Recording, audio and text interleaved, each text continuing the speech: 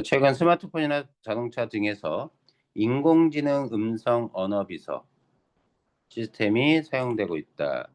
이 시스템이 제대로 작동하기 위해서는 사용자의 음성을 올바르게 인식되어야 한다. 자, 인공지능 음성 언어 비서 시스템, 뭐 시리 같은 거. 갤럭시는 뭐지? 모르겠네. 그런데 불분명하게 발음하거나 여러 단어를 쉼없이 발음하는 경우 시스템이 어떻게 이를 올바른 문장으로 인식할 수 있을까?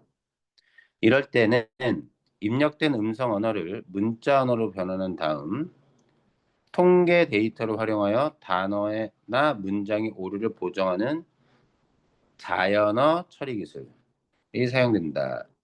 이러한 기술에는 자연어 처리 기술,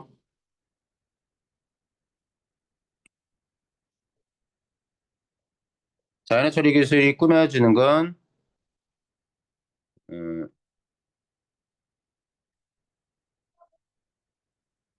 요렇게 가야 되나? 요렇게? 요렇게 해서 꾸며주는. 자, 음성 언어는 일단 문자로 변환했을 때 잘못 변환한 게 있을 거 아니야? 그것의 오류를 보정하는 게 이건데 그 세부적인 방식에는 철자 오류를 보정하는 방식과 띄어쓰기 오류를 보정하는 방식 두 가지가 있다. 둘의 차이점이 현재 나오겠지. 자, 첫 번째, 철자 오류 보정 방식은 교정 사전과 어휘별 통계 데이터를 기반으로 잘못된 문자열을 올바른 문자열로 바꿔주는 방식이다. 여기가 정의인데 교정 사전이랑 어휘별 통계 데이터로 올바르게 잘못된 걸. 철자 오류 보정은 전처리, 오류 문자열 판단, 교정보 집합 생성, 최종 교정 문자열 탐색 과정을 거친다. 이 과정이 순차적으로 나옵니다. 자, 먼저 전처리는 입력 문장에서 사용자의 발음이 불분명하게 입력되어 아까 여기잖아. 불분명한 발음이나 여러 단어를 심없이 발음할 때 이때 사용되는 게 자연어 처리. 자, 입력되어 시스템에서 처리가 불가능한 문자열을 처리가 가능한 문자열로 바꿔주는 과정. 가령 실크가 실로 인식될 경우 식이라는 음절이 국어에 쓰이지 않으므로 실크로 바꿔준다. 이렇게 전 처리가 끝나면 자 일단 자 발음이 불분명해서 자 시스템으로 처리가 불가능한 문자열을 처리 가능한 문자열로 처리 가능한 문자열로 바꿔주는 거죠. 이렇게 전 처리가 끝나면 다음 단계인 오류 문자열 단계 오류 문자열 판단 단계로 넘어간다.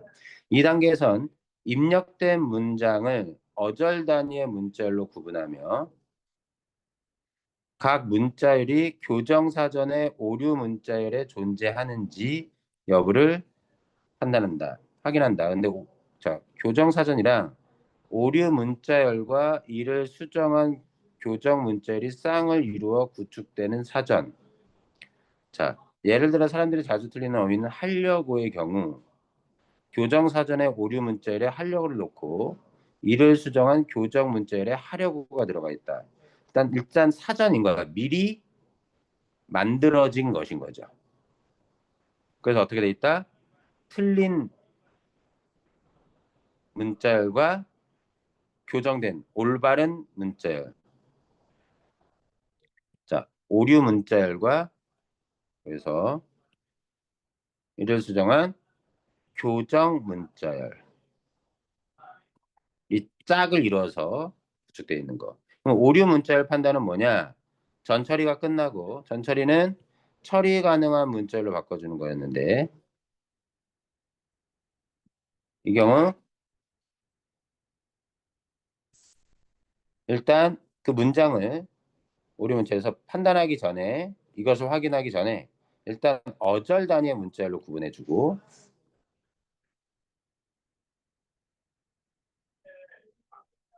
그리고 나서 각 문자열이 교정선의 오류 문자열에 교정 문자열 아닙니다. 각 문자열 입력된 문자열이 그렇게 어절 단위의 문자열이 교정사전에 문자열로 어절 단위 보고 그것이 교정사전에 오류 문자열이 존재하는지를 확인합니다.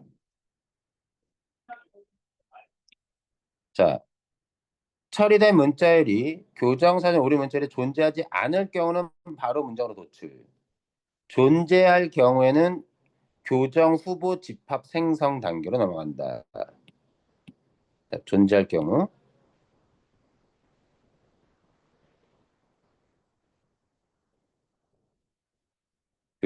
교정 후보 집합을 생성한다. 교정 후보 집합을.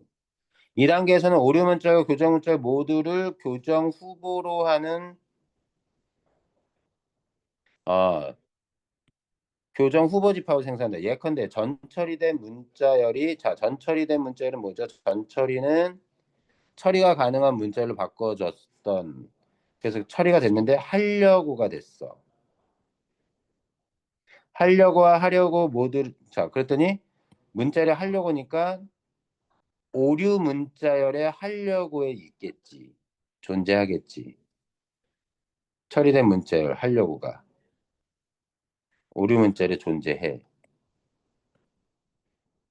그러면 어디로 보낸다? 교정보로 하려고와 하려고를 모두 교정 후보로 보낸다. 교정 후보 집합을 생성한다. 중요합니다. 교정 후보 집합은요. 오류 문자열, 교정 문자열 모두가 교정 후보가 됩니다. 그런 다음 최종 교정 문자열 탐색 단계로 넘어간다. 자, 여기서는 절차 오류가 거의 없는 교과서나 신문 기사와 같은 자료에서 어휘들의 사용 빈도를 추출한 어휘별 통계 데이터를 활용하며 자, 어휘별 통계 데이터 활용. 얘는 어휘별 통계 데이터는 얘네들이 가지고 뽑아낸 겁니다. 자, 어휘별 통계 데이터 활용해서 교정 후보 중 사용 빈도가 높은 문자열을 교정 후보에는 얘네들이 답니다. 오류 문자열 그리고 교정 문자열 모두 다 뭐가 돼요? 교정 후보인데 교정 후보 중에 그러한 사용 빈도가 높은 문자열을 최종 교정 문자열로 선택하여 문장 도출. 왜? 어휘별 통계 데이터에는 철저히가 거의 없으니까 교과서나 신문기사인데 예를 들어서 하려고와 하려고를 전부 다 교정 후보에 집어넣어가지고 왜 집어넣어서 하려고가 얼마나 어휘별 통계 데이터에 많이 등장하고 사용 빈도가 어떻고 하려고는 사용 빈도가 어떤지를 비교하면 당연히 하려고는 잘못된 말이니까 오류가 없기 때문에 하려고는 별로 안 나오겠지. 거의 안 나거나 거의 낮게 나오겠지. 빈도가. 하려고는 되게 여러 번 나오겠지. 그 통계 데이터에. 그럼 얘로 고치는 거지. 그래서 교정 후보 중 사용 빈도가 높은 머리 좋죠? 를 최종 교정 문자열로 선택한다. 만일 통계 데이터에서 하려고의 사용 빈도가 1회, 하려고의 사용 빈도가 100회라면 하려고가 최종 문자열로 선택하는 것이다. 여기까지가 철자 오류 보정 방식인 것 같네요. 자, 띄어쓰기 오류 보정 방식 이번엔 두 번째입니다. 자연어 처리 관점에서 잘못된 띄어쓰기를 통계 데이터와 비교하여 올바른 띄어쓰기로 바꿔주는 방식. 자, 통계 데이터와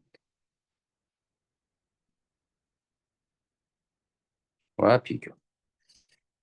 자, 이를 위해서는 입력된 문장의 띄어쓰기를 시스템에서 처리할 수 있도록 이진법으로 변환하는 과정이 요구된다. 이 과정에서 음절의 좌나 우, 음절은 글자 한 글자 한 글자를 얘기합니다. 혹은 음절 사이에 공백이 있을 때 1, 공백이 없을 때 0으로 표현한다.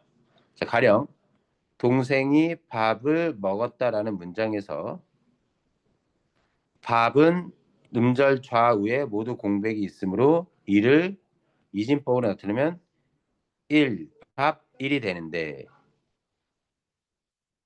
이를 편의상 밥 11로. 자, 요 문장 사례 잘 보세요. 자, 음절의 좌나 우 혹은 음절 사이에 공백이 있을 때는 1, 공백이 없을 때는 0. 사례를 잘 봅시다. 이때 요 밥의 경우는 앞뒤에 공백이 있으니까 1 지원하는 거죠. 네, 이렇게 써도 되지만 편의상 밥 11로. 같은 방법으로 밥을은 두 음절의 좌, 사이, 우에 밥을을 봤을 땐 여기도 공백, 여기도 공백, 사이에도 공백이 있으므로 밥 11이 되고 밥을 먹은 공백, 공백, 공백 그리고 먹다 하면 공백이 없지. 그래서 여기 1, 1, 1, 0 이렇게 썼어야 되지. 이게 된다. 이때 그래서 여기 잘 보시면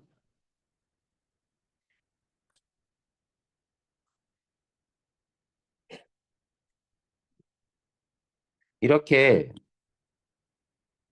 이때 문장의 처음과 끝은 공백이 있는 것으로 찾아야 한다. 자, 이게 좀 복잡해 보여도 문제 풀 때 따져보겠습니다.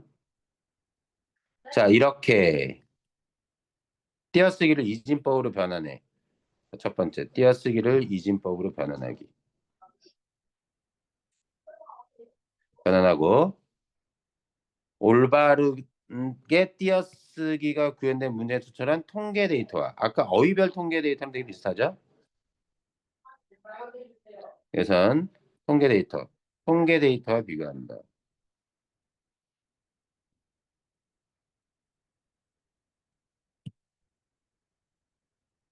네. 그 결과 빈도수가 높은 띄어쓰기 결과에 맞춰 띄어쓰기 오류를 보정한다. 만약 통계 데이터에서 밥을의 빈도수가 낮고 밥을의 빈도수가 높을 경우 이에 따라 밥을 로 띄어쓰기가 보정된다. 자, 봐봐. 111이 될 수 있었던 건 밥을 하고 111이지만 잘 생각해 보면 여백이 있을 때 띄어써서 여백이 있을 경우 1로 처리한다니까 이 두 음절은 여백이 있을 공간이 여기잖아. 근데 여기 111이잖아. 얘는 여기 위치, 얘는 여기 위치, 얘는 여기 위치.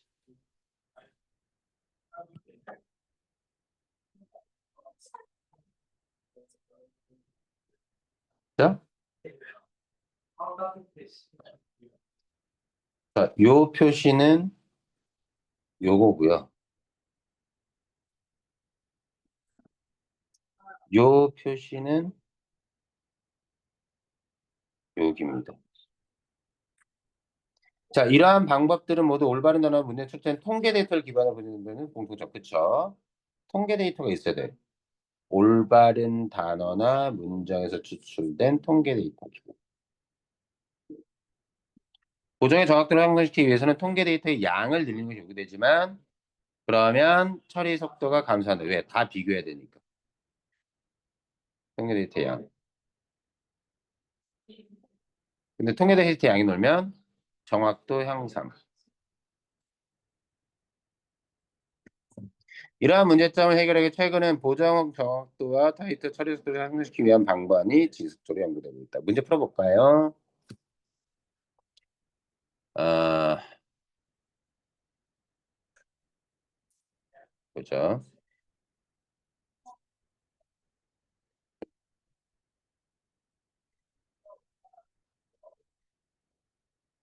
갈게요.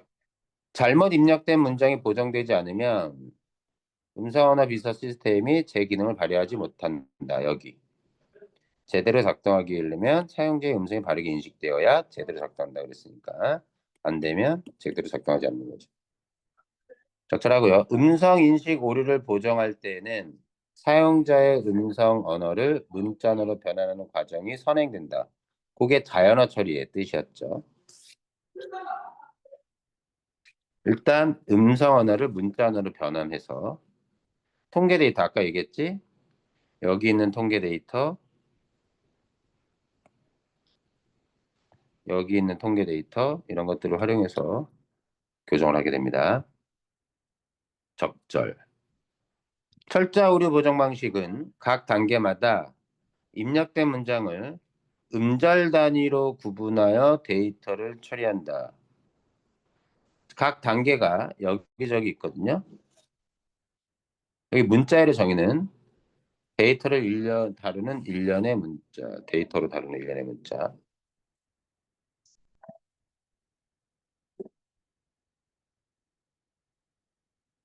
자, 여기 보면 입력 문장에서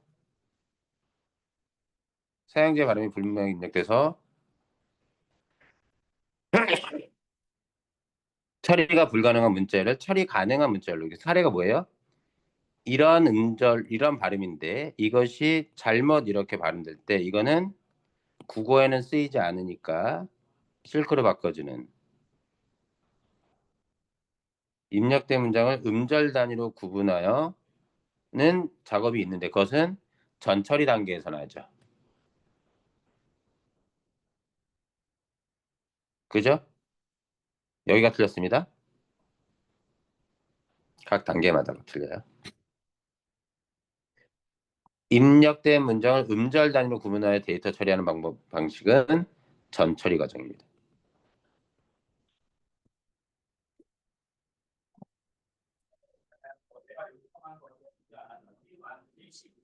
다음 띄어쓰기 오류 보정 방식에서 입력된 문장의 처음과 끝은 공백이 있는 것으로 처리한다. 아까 얘기 나왔었습니다. 이 통계 데이터에 포함된 데이터 양을 늘리면 보정의 정확도는 올라가지만 처리 속도는 감소 당연하죠. 아, 여기 A를 참고로 하여 순서들을 만들었네요. 교정 사전에는 미리 이렇게 돼 있습니다.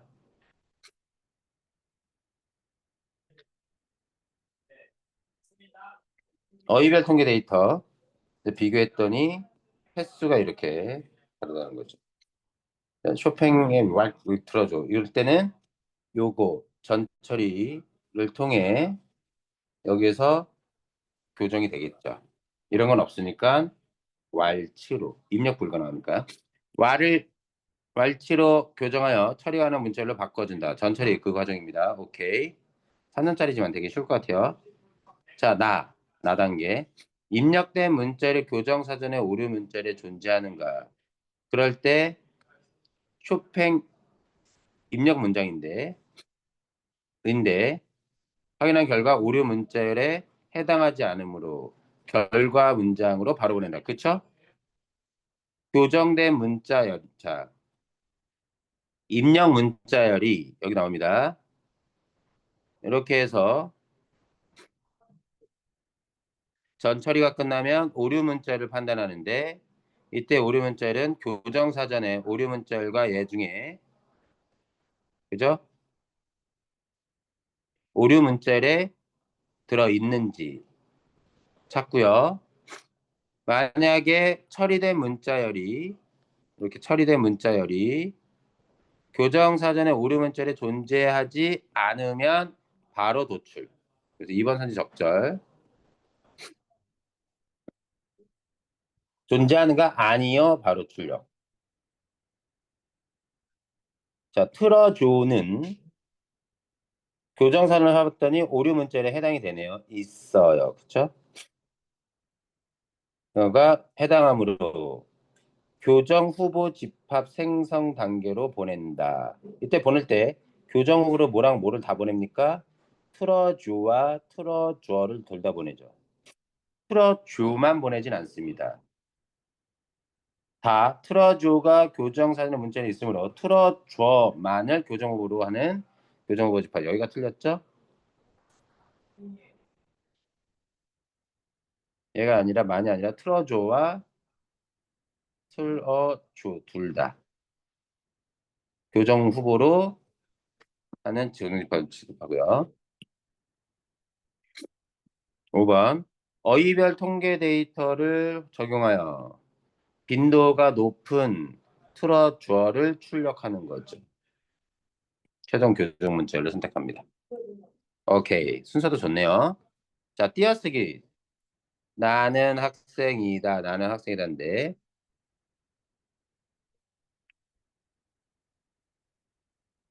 자, 윗글에 바탕을 할 때 기억 미음에서 보기의 띄어쓰기 오류 보정이 일어난 이유로 가장 적절한 것.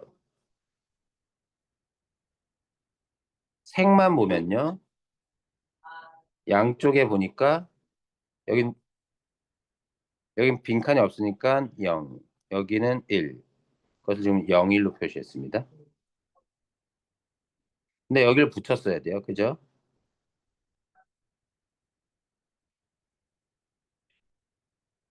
이렇게 왜 고쳤을까? 여기는 분명히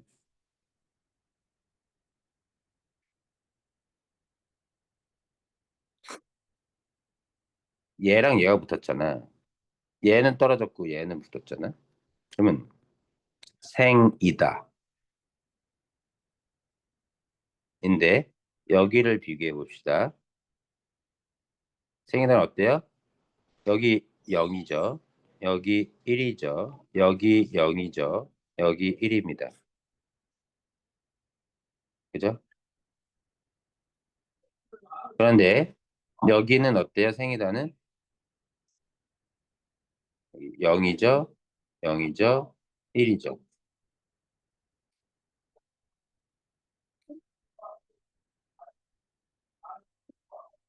아, 여기 부등호도 이렇게 돼 있네. 자, 볼게요. 빈도수의 경우, 자, 이때 생이다는요. 자, 보세요. 이게 올바른 문장이잖아요. 생이다. 요 생이다를 가지고, 왜냐면 학생에서 이렇게 붙어야 되는 경우가 많기 때문에.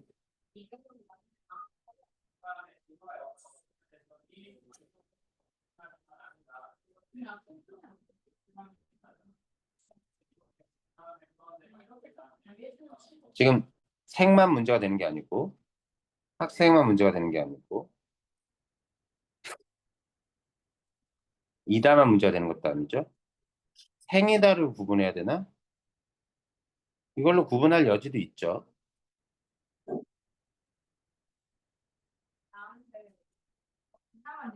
그래서 일단 봅시다. 이것을 기호를 어떻게 나타내든 이 띄어쓰기를 비교하면 얘의 빈도수가 높아야 되겠죠. 올바르게 고쳐 쓴 생이다가 얘보다는 빈도수가 높으면 얘가 출력이 되는 거지. 이해되나? 자, 이게 답이 될 수 있는 후보가 리을 아니면 미음이야. 그렇잖아. 지금 이 둘의 띄어쓰기가 잘못되어 있으니까. 그럴 때 출력은 빈도가 높은 게 출력되거든. 근데 B의 생이다를 이렇게 표시했어. 이 숫자는 맞다고 치자 일단. 내가 좀 이따 따질게. A의 생이다 중에 얘가 잘못된 거거든. 근데 이게 지금 빈도수가 이게 더 크다면 잘못된 얘가 그대로 출력돼야 되는데 이게 출력됐잖아. 그래서 얘는 틀린 게 얘는 이렇게 됐어야지. 그래서 이게 틀렸고 얘는 다 아니고 여기에서는 부등호 표시가 이렇게 됐어야 되지. 그럼 학생 2를 보면 여기 잘못된 A의 경우는 1, 0, 1, 0이지. A는 1, 0, 1, 0. 오케이. 얘는 어때? 고친 거 학생이는 1, 0, 0, 0 이거지. 그래 이게 출력됐지. 얘가 빈도가 높아야지. 그래서 리얼도 아니고 미음 5번. 신선하네요 문제. 다시 1번은 알아서 푸시면 될 것 같고요. 다시 1번의 답은 4번이 됩니다. 보고. 자, 그 다음 두 번째.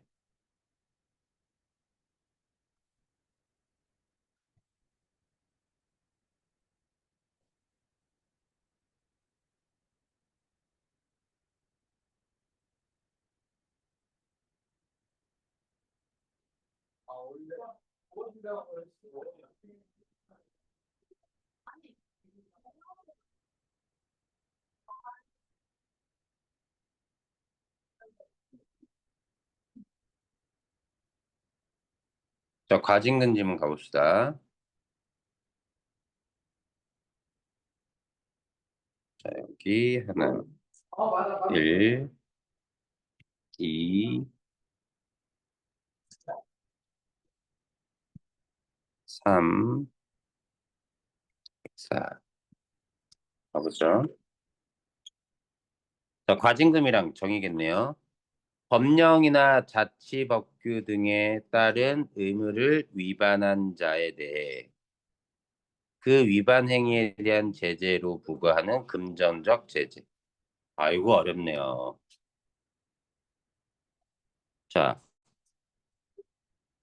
가보죠. 금전적 제재 수단. 잠깐만 기다려봐.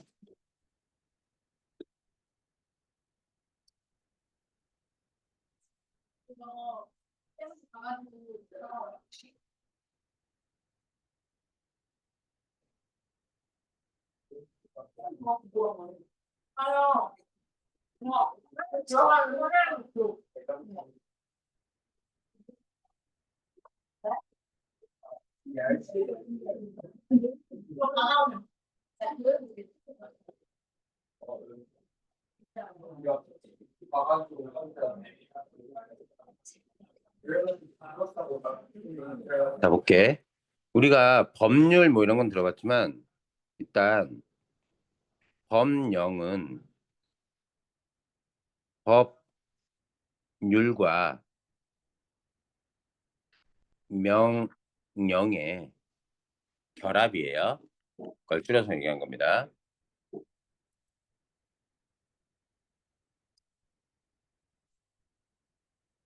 어,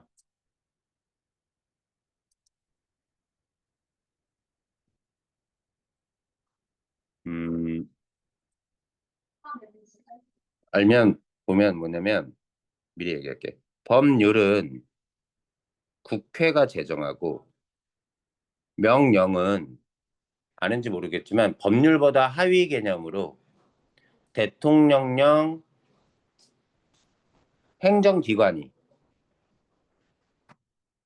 국회 입법기관이고 행정기관.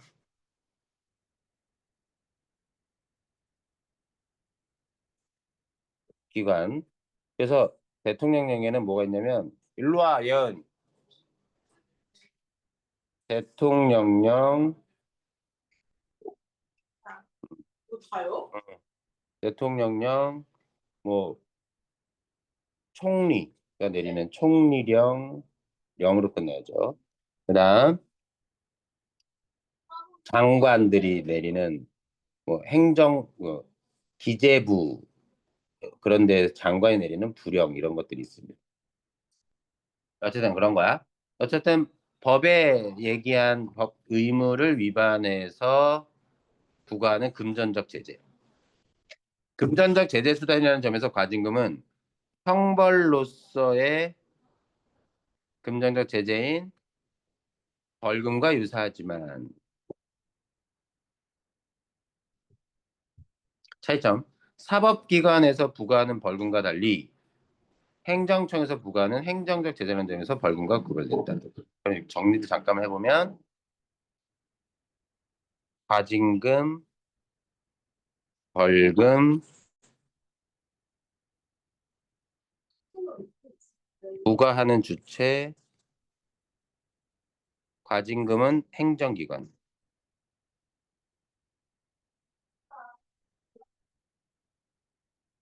벌금은 사법기관, 재판, 법원에서.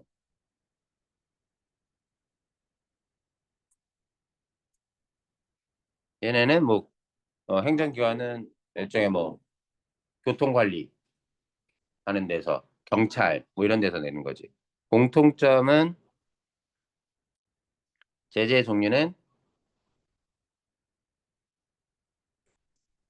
음, 어, 벌금은 형벌입니다.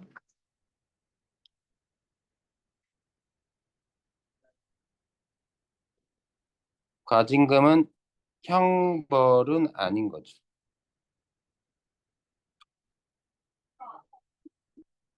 하나 더 공통점은 둘 다 금전적 제재라는 거.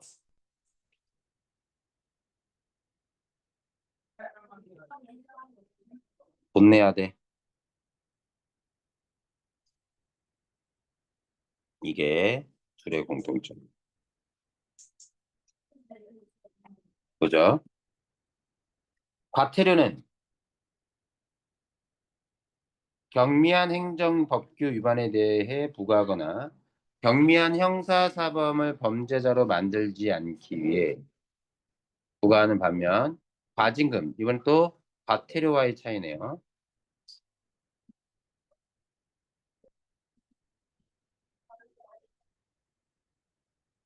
과징금은 특정 법령을 위반하여 얻은 불법적 이익을 환수하기 위해 부과한다. 자, 불법적 이익이 있을 때 법령 위반을 통해 얻은 불법적 이익을 환수, 걷어들이는 거죠.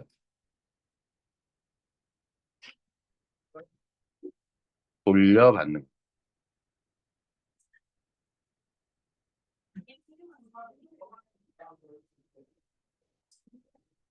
과태료는 불법적 이익이 있냐 없냐는 별로 중요하진 않죠.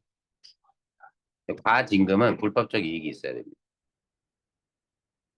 자, 또한 경미한 형사상을 부과하는 과태료의 경우 경미한 행정 법규 위반, 경미한 형사사범,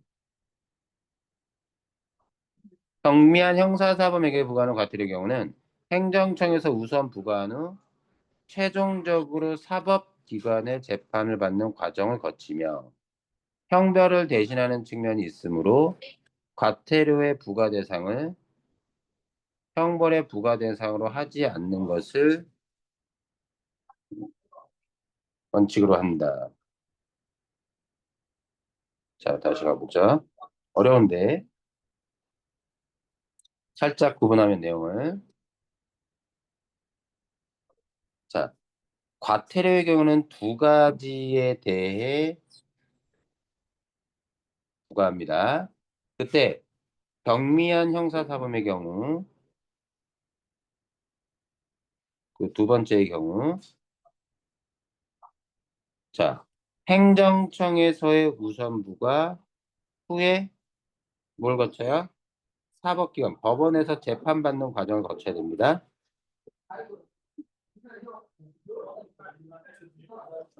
그리고 그때 형벌을 대신한다 그랬잖아요. 형벌을 받으면 범죄자가 되죠. 그렇기 때문에 과태료 부과 대상이 됐으면 그를 형벌을 부과하는 대상으로 하지 않는다. 왜? 형벌도 주고 과태료까지도 내면 안 되잖아요. 이중처분이 되잖아요. 이해됐죠? 자, 과태료 부과 대상은 형벌의 부과 대상이 되지는 않는다. 하지만 과징금은 목적과 성격이 형벌과 다르므로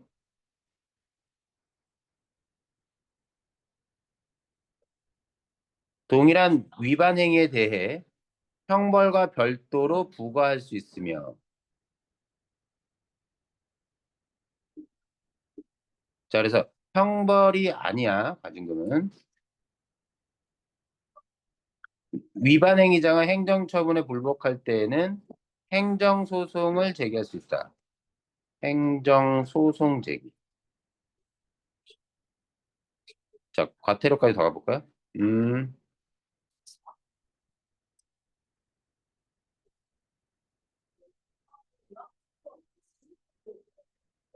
자, 봅시다. 이번엔 과태료로 가볼게요. 과태료 누가 부과해요? 행정기관이 부과합니다. 부과하고 또 뭐 해야 돼요? 자, 행정청에서 먼저 부과하는 건데, 두 번째 경우에는 사법기관의 재판을 받아야 돼요. 행정기관이 부과하거나 또는 행정청이라 쓸까? 자, 1번의 경우는 행정청, 2번의 경우는 행정청에서 재판, 행정청에서 부과하고 그 다음에 재판을 받아야죠. 사법기관. 경명 형사 사범의 경우는. 이게 중요한 거지.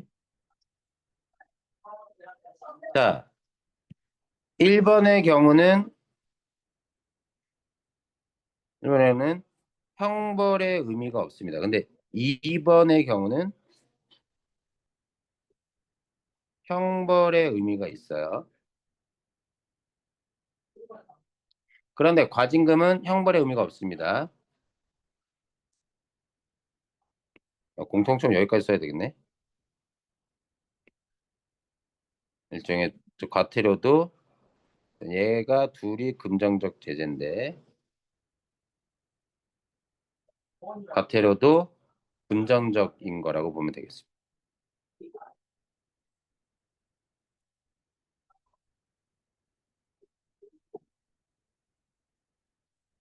자, 과징금의 특징은 형벌이 아니기 때문에 뭐가 또 가능하다? 뭐가 가능하다? 형벌을 가하고 받으면서 또 플러스 과징금 부과도 가능합니다.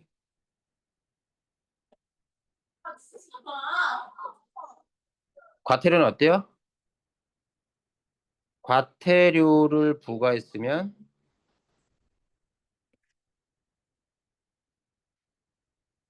형벌은 부과할 수 없습니다.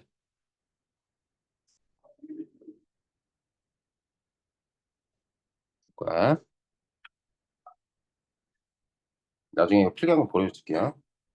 현행법상에서 과징금 제도는 여러 가지 유형으로 규정되어 있지만 큰 범주에서 큰 카테고리 내에선 그 유형을 경제적 자, 과징금 제도의 여러 유형 중에 자, 순차적으로 크게 두 개로 나뉘네요.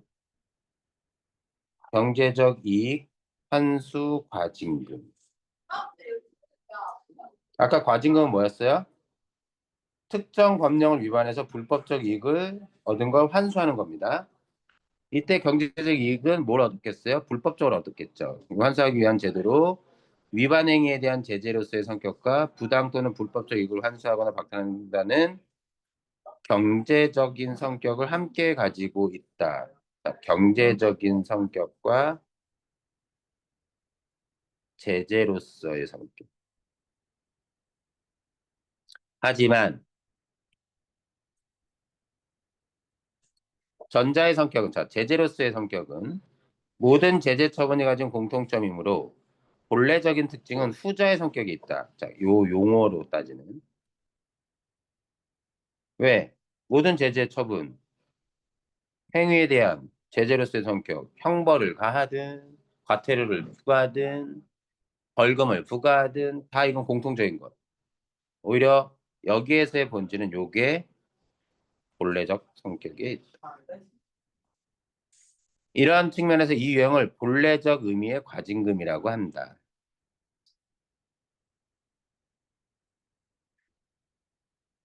이 유형의 과징금은 불법적인 환수를 목적으로 한 기존의 몰수 추징제도가 복잡한 형사 절차로 인해 집행 과정에 어려움이 많다는 점을 고려하여 환수 절차의 효율성을 위해서. 그래서 요 경제적 이의 환수의 경우는 불법적 이익의 환수는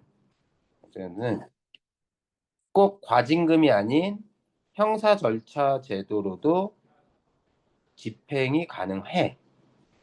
하지만 효율이 떨어져서 복잡하기 때문에 효율성을 위해서 마련됐다. 자, 영업정지 처분은 어디 있죠? 영업정지 처분. 영업정지 대체 과징금. 영업정지를 대체할 수 있는 과징금. 일단 영업정지 처분은 영업의 전부 또는 일부를 정지하는 행정처분. 행정청은 영업허가 등 수익적 행정행위를 집행한 후 영업정지라는 강력한 제재 등의 행정상의 의무를 위반한 영업자를 관리하고 제재할 수 있다. 자, 행정청이 할 수 있는 겁니다. 영업허가도 할 수 있고요. 행정행위를 할 수도 있고요.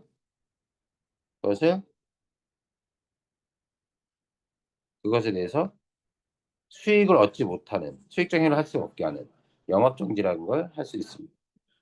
하지만 영업정지로 인해 공공의 편익이 감소할 수가 있어 의료, 복지 분야 등 공공의 편익에 중대한 영향을 미치는 영업에 한해 공익적 관점에서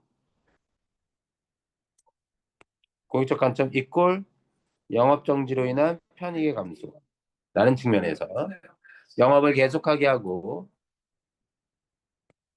의무 위반에 따른 영업정지 처분의 가름 대신하는 영업정지 대체 과징금. 이거는 공익적 목적 때문에 특히 어떤 분야? 의료, 복지 분야 등.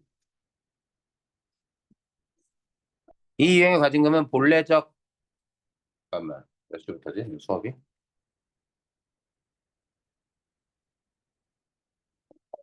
몇 시부터? 본래적 의미의 과징금의 성격도 띠고 있지만 영업정지 처분을 대신하여 과징금을 부과한다는 점에서 변형된 과징금이라고 이름을 붙이고요. 하나 더요.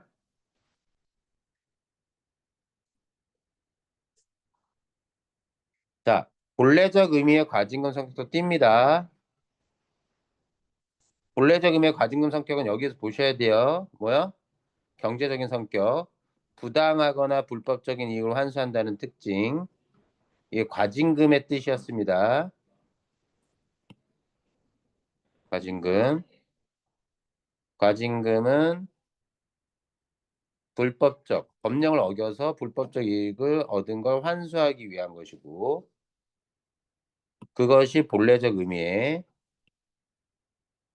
경제적인 성격의 뜻이고, 영업정지 대체 과징금 또한 그 성격을 가지고 있습니다. 하지만 그거 왜? 대체되는 대신한다는 점에서 변형된. 이 유형에서는 행정집행 과정에서 행정처분이 결정되기 전에 위반 행위자가 의견을 제출할 수는 있지만 처분을 선택할 수 없다. 저 그냥 영업정지 받을래요. 아니요, 저 그냥 과징금 받을래요. 이걸 선택할 수 없다는 거예요. 위반 행위자는 처분 선택 불가. 의견 제출은 가능. 공익성 판정에 대한 민원 등 처분의 결정에 불복하는 경우가 많아 행정집행 과정에서 어려움이 발생할 수 있다. 화나는 거지. 이 때문에 실제 행정 집행의 효율성을 고려해 위반 행위자에게 처분의 명시적인 선택권을 부여해야 한다는 주장과 받은 처분 영업정지에 대해서도 공익적 성격이 적은 영업이 처분받는 경우에 대해서도 과징금을 도입해야 한다. 선택할 수 있게 해야 된다. 는 주장이 현행제도를 보완하기 의견으로 제시는 되고 있다. 왜? 처분에 승복하지 못하는 사람들이 많아서. 과징금은 국민의 이익을 침해하는 침입적 행위, 이익을 침해한다. 이익을 침해하는 행정행위로 과징금, 그쵸? 어쨌든 부당한 이익을, 불법적인 이익을 얻었다 하더라도 그 이익을 환수, 되돌려받는 거니까. 법률 유보의 원칙을 따른다. 자, 법률 유보의 원칙이란 행정작용이 해명해짐에 있어 법적 근거가 요구된다는 것. 요게 뜻.